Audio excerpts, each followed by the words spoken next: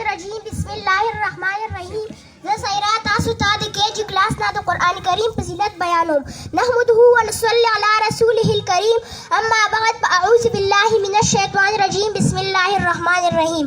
لو انزلنا هذا القرآن على جبل لرأيته خاشعا متصدعا من خشية الله. وقال النبي صلى الله عليه وسلم خيركم من تعلم القرآن وعلمه او كما قال عليه السلام. محترم اساتذه کرامو، زما د سکول ملګرو، السلام علیکم ورحمت الله وبرکاتہ. نن زه ستاسو په مخ کې د قرآن کریم فضیلت په موضوع باندې د څو خبرو کولو جرأت کولو اړم. عزتمندو حاضرینو، قرآن کریم د الله پاک هغه اخري کتاب دی چې په هغې کې مخکیني آسماني کتابونه صحفې خلاصې پیش کړی شوی دی. دا کتاب د کائناتو دپاره روح او د حقیقي حیات دی. الله پاک دې کتاب ته د ټولو نه اعلی او چت ویلی دی. فرمایي ذلک الکتاب لا ریب فیه. هم دغه کتاب دی چې په هغې کې هېڅ قسم شک او شبهې او ګنجایش نشته.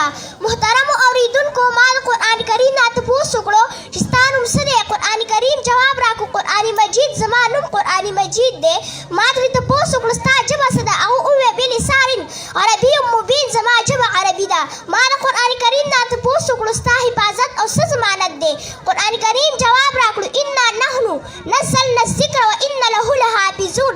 زما حفاظت زما په خپلو کائناتو خالق اخیستلی دی. ما د قرآن کریم نه تپوس وکړو چې په تا کې څه شک او شبهې او ګنجایش خو نشته؟ قرآن کریم جواب راکړو ذلک الکتاب لا ریب فیه. یعنې په ما کې هېڅ قسم شک او شبهې او ګنجایش نشته. ما د قرآن کریم نه تپوس وکړو ته چېرته وې؟ قرآن کریم جواب راکړو فی لوح محفوظ. زما مسکن لوح محفوظ و. ما د قرآن کریم نه تپوس وکړو ته چا راوړی؟ قرآن کریم جواب راکړو نزله بالروح الامین، چې جبرائیل امین علیه السلام پکې ته راوړی. ما د قرآن کریم نه تپوس وکړو ته په چا نازل شوی؟ قرآن کریم جواب راکړو نزله علی محمد، زه په محمد صلی الله علیه وسلم باندې نازل شوی. ما د قرآن کریم نه تپوس وکړو تر چا د طرف نه راغلی؟ قرآن کریم جواب راکړو تنزیل من رب العالمین، زه رب العالمین د طرف نه راغلی یم. ما د قرآن کریم نه تپوس وکړو ته په کومه میاشت کې نازل شوی؟ قرآن کریم جواب راکړو شهر رمضان الذي انزل فيه القرآن، زه رمضان په میاشت کې نازل شوی یم. ما د قرآن کریم نه تپوس وکړو ته په کومه شپه کې نازل شوی؟ قرآن کریم جواب راکړو انا انزلناه فی لیلة القدر، زه د لیلة القدر په شپه کې نازل شوی یم. ما د قرآن کریم نه تپوس وکړو ته ولې راغلی؟ قرآن کریم جواب راکړو هدی للناس، یعنې د خلقو هدایت دپاره. رسول الله صلی الله علیه وسلم د قرآن کریم په باره کې ارشاد فرمایلی دي القرآن حجة لک وعلیک. ای قرآن کریم یا به ستا ګواهي وي یا به په تا ګواهي وي. هم دغه شان رسول الله صلی الله علیه وسلم فرمایي اشرف امت حملة القرآن، زما د امت عزتمن خلق د قرآن کریم د حاملین دي. په حدیث مبارک کې راځي خیرکم من تعلم القرآن وعلمه. په تاسو کې بهترین انسان هغه دی چې هغه په خپله هم قرآن زده کړي او نورو ته هم وښایي.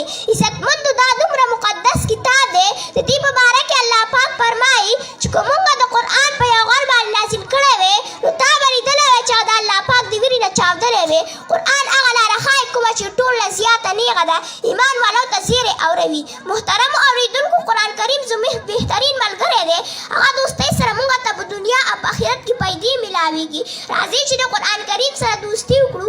قرآن کریم دوستي دا ده چې موږ په دې باندې ځان پوهه کړو او د دې پیغام په ټوله دنیا کې وکړو او د الله پاک نه دعا کوو چې الله پاک موږ د قرآن کریم د حاملین او عاملین جوړ کړي. آمین. وما علينا الا البلاغ المبین.